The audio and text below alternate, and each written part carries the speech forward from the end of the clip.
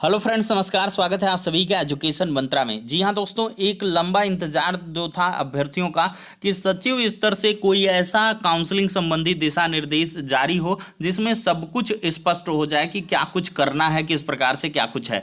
तो उसके बारे में सचिव बेसिक शिक्षा परिषद प्रयागराज के द्वारा लेटेस्ट तरीके से काउंसलिंग संबंधी दिशा निर्देश जारी किए जा चुके हैं। उसकी ऑफिशियल कंफर्मेशन हो चुकी है, ऑफिशियल कॉपी हमको प्राप्त हो चुकी है। उसके आधार पर विश्लेषण करेंगे कि क्या कुछ उसमें चीज़ें लिख के आई हैं। अर्हता तिथि, जाति, निवास, टीडी, आईडी प्रूफ लेटर इत्यादि को लेकर क्या कुछ लिखा गया है, इसके बारे में चर्चा करेंगे। सबसे पहले तो विज्ञप्ति देख लेते हैं।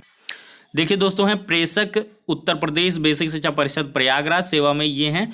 अब देखिए, कल ही जारी हो गया था ऑफिशियली और आज ये जो है वायरल हुआ है, हर एक को प्राप्त हुआ है। देखिए, उत्तर प्रदेश बेसिक शिक्षा परिषद द्वारा संचालित परिषदीय प्राथमिक विद्यालयों में सहायक अध्यापकों की भर्ती हेतु आयोजित सहायक अध्यापक भर्ती परीक्षा 2019 में उत्तीर्ण अभ्यर्थियों की नियुक्ति के संबंध में क्या लिखा गया है कि कृपया ये फला 1,46,060 अभ्यर्थियों से 69,000 सहायक अध्यापक पदों पर ये आवेदन लिए गए हैं। ठीक है। उक्त के संबंध में जनपद स्तर पर सहायक अध्यापकों की नियुक्ति संबंधी कार्रवाई निम्नवत संपादित होगी। 69,000 सहायक अध्यापक के पदों पर चयन नियुक्ति काउंसलिंग हेतु सचिव उत्तर प्रदेश बेसिक शिक्षा परिषद द्वारा समन्वित विज्ञप्ति का प्रकाशन 17/5/2020 को कराया गया। इस संबंध में जनपद स्तर से किसी भी विज्ञप्ति प्रशिक्षण नहीं कराया जाएगा। देखिए, अभ्यर्थियों द्वारा मात्र एक ऑनलाइन आवेदन पत्र भरा जाएगा। ये सारी चीज़ें उतनी महत्वपूर्ण नहीं हैं। देखिए, यहाँ पर है कि 1981 की नियमावली के अंतर्गत होगा। जनपद चयन समिति इस पे कार्य करेगी। शैक्षिक अभिलेख, ठीक है। 6वां पॉइंट देखते हैं। अभ्यर्थियों के ऑनलाइन आवेदन पत्र में भरी गई प्रविष्टियां शैक्षिक अभिलेखों की जांच के हेतु दिनांक 3 से 6 के मध्य काउंसलिंग का आयोजन एवं नियुक्ति पत्र निर्गत किया जाएगा। मतलब 3 से 6 के बीच काउंसलिंग भी होगी और इसी बीच दरमियान नियुक्ति पत्र भी निर्गत होगा।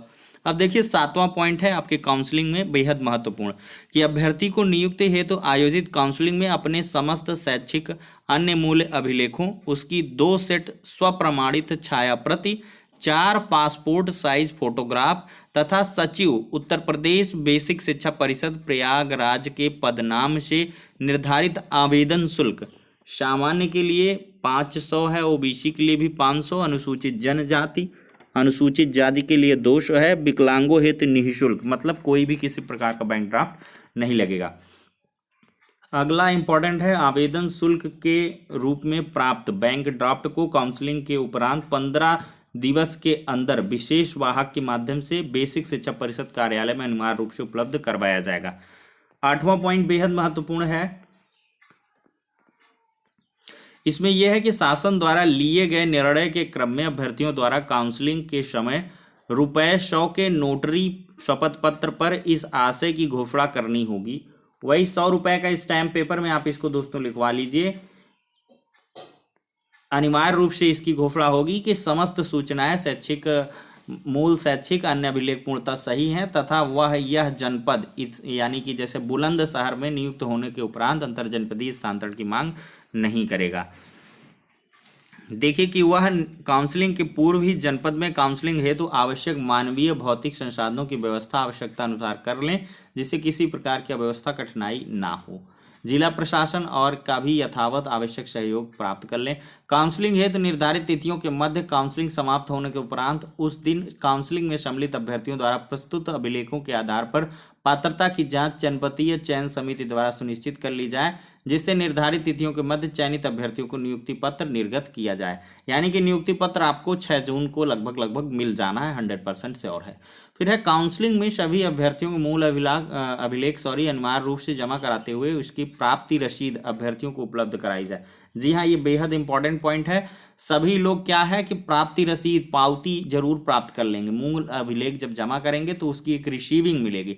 नियुक्ति पत्र निर्गत होने के उपरांत सभी अभ्यर्थियों के शैक्षिक अन्य मूल अभिलेखों के सत्यापन की कार्रवाई तथा जनपद के मेडिकल बोर्ड द्वारा, देख लीजिए मेडिकल सर्टिफिकेट को लेकर स्पष्टीकरण आ गया दोस्तों इसमें कि जनपद के मेडिकल बोर्ड द्वारा स्वास्थ्य परीक्षण अनिवार्य रूप से प्रथम वेतन भुगतान के पूर्व करा लिया जाए। तो ठीक है, तो बीएसए अपना बताएंगे कब क्या कैसे मेडिकल करवाना है।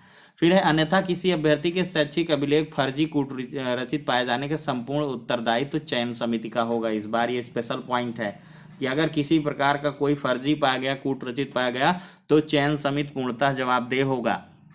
तो देखिएगा इस बार बहुत ही ज़्यादा सख्ती रहने वाली है, चयन समिति बहुत ही खंगाल के ही आपका जो है अप्रूवल देगी।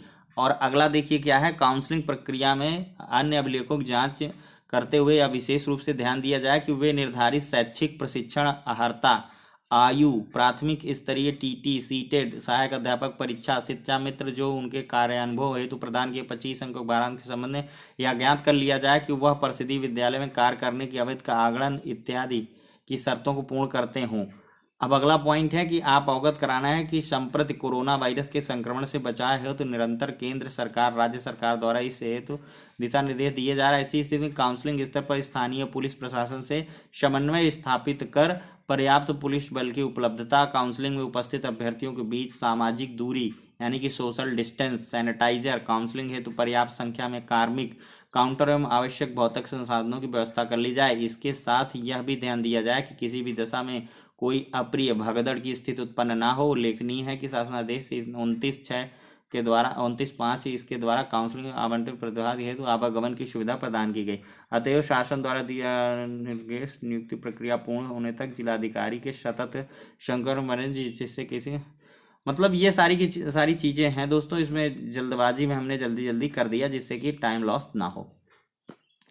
तो दोस्तों इसमें बहुत सारी चीज़ें तो स्पष्ट हो चुकी हैं, लेकिन अहर्ता तिथि, जी हाँ, अहर्ता तिथि को लेकर फिर कोई ना कोई जो स्पष्टीकरण है वो नहीं हुआ कि जाति निवास कब का। डीडी को लेकर स्पष्ट हो गया, आईडी प्रूफ को लेकर भी स्पष्टता ही है एक तरफ से। अब देख लीजिए, अब क्या है, सचिव बेसिक शिक्षा परिषद की तरफ से कोई ऐसे निर्देश नहीं है, लेकिन कई जनपदों के द्वारा विभिन्न प्रकार के अलग अलग के जो है निकाले जा रहे हैं प्रारूप कि हमें इस तरह में चाहिए, हमें इस तरह। 100 रुपये स्टैम्प पेपर में तो एकदम कन्फर्म ही हो गया। तो देखिए, जनपद स्तरीय चयन समिति होती है तो जनपद स्तर का संपूर्ण उत्तरदायित्व होता है। तो जनपद स्तर का जो बीएसए है वो अलग से इसका जो है कुछ दिशा निर्देश जारी करता है। हमने कई बार बताया था कि हर जिले में थोड़ी थोड़ी आपको भिन्नता देखने के लिए मिल जाएगी, तो इंतज़ार करिए हर एक ज़िले का। और देखिए, जाति निवास को लेकर एक कॉमन जो प्रॉब्लम है अभ्यर्थियों की, कॉमन तरीके से प्रश्न किए जा रहे हैं कि आखिरकार कब तक के जाति निवास वैध होंगे। तो इसके बारे में स्पष्ट कर दें, गोरखपुर में 20/12 पता नहीं 20 तारीख कब से है भाई, 22 थी आवेदन की अंतिम तिथि, 22 क्या कह लें 24 थी, 24 को क्या कहते हैं 2 दिन तिथि जो विस्तारित की गई थी, तो वो भी तो काउंट होगा भाई। तो 24 मान लें या 22-24 जो भी है, तो ये 20 कहाँ से आ गया। इस पर गोरखपुर वाले अभ्यर्थी जाके बीएसए साहब से मिलें, उनसे कहें कि हर एक जनपद में ऐसी कोई बाध्यता नहीं है, तो महोदय आपके द्वारा ऐसा करने से बहुत सारी दिक्कतें अड़चनें उत्पन्न हो रही हैं। और देखिए, सभी लोगों के लिए हमने एक कॉमन तरीके से भाई बताया है कि आप हमेशा से विकल्पों पर जो है गौर करा करिए। अगर पुराना है आपके पास 2, 4, 6, 10, 15 साल का, उसको भी लेते जाइए और लेटेस्ट भी लेते जाइए। This is the unique solution of your problem. आप पुराना भी लिए, नया भी लिए। अगर किसी के पास पुराना मिसिंग है, नहीं है, किसी प्रकार से फट गया, इधर उधर खो गया, तो आप सिर्फ और सिर्फ नया लेके जाइए, क्योंकि पुराना आप उत्पन्न कर नहीं सकते। और जाइए, आराम से काउंसलिंग होगी, कोई दिक्कत नहीं, नया पुराना सब ठीक है, इसमें कोई ऐसी बाध्यता नहीं है। मेन इसमें सचिव बेसिक शिक्षा परिषद की गाइडलाइंस हैं, उनमें कहीं कुछ ऐसा लिखा नहीं है, लेकिन बीएसए स्तर से ऐसा लिख दिया जाता है, तो वो अपना परीक्षा करें सचिव बेसिक शिक्षा परिषद से। इसके बारे में क्या देखिए, स्पष्ट कर दें, शैक्षिक जो अर्हताएँ हैं वो 22 तारीख को पूर्ण हो जानी चाहिए, लेकिन जो अन्य प्रकार की अर्हताएँ हैं, जैसे किसी का विकलांग प्रमाण पत्र है या कुछ भी है, या शारीरिक दक्षता संबंधी है, स्वतंत्रता सेनानी वाला है, या शिक्षा मित्र अनुभव वाला, वो तो अभी लोग बनवाएंगे। तो क्या ये सब जो है आवेदन के पहले होने चाहिए। या जाति है, निवास है, तो इन सब को लेकर देखिए एकदम स्पष्ट बात है, बाद के भी वैलिड होंगे। और अन्य ज़िलों में तो आराम से कोई दिक्कत है ही नहीं, अन्य ज़िलों में आप नया ले जा सकते हैं।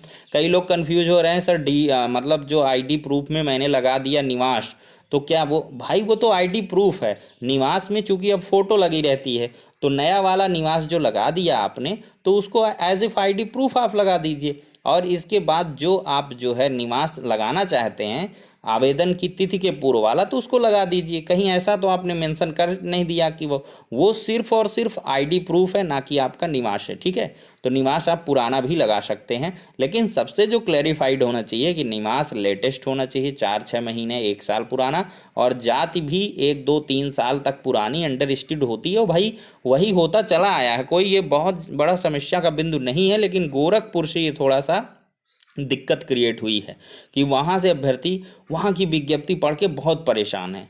तो परेशान ना होइए, हर जनपद का अलग अलग है। ठीक है, अब हमें लगता है हर एक चीज़ें लगभग कंफर्म हो चुकी होंगी। अब नेक्स्ट वीडियो में दोस्तों मिलते हैं, तब तक के लिए शुक्रिया, धन्यवाद।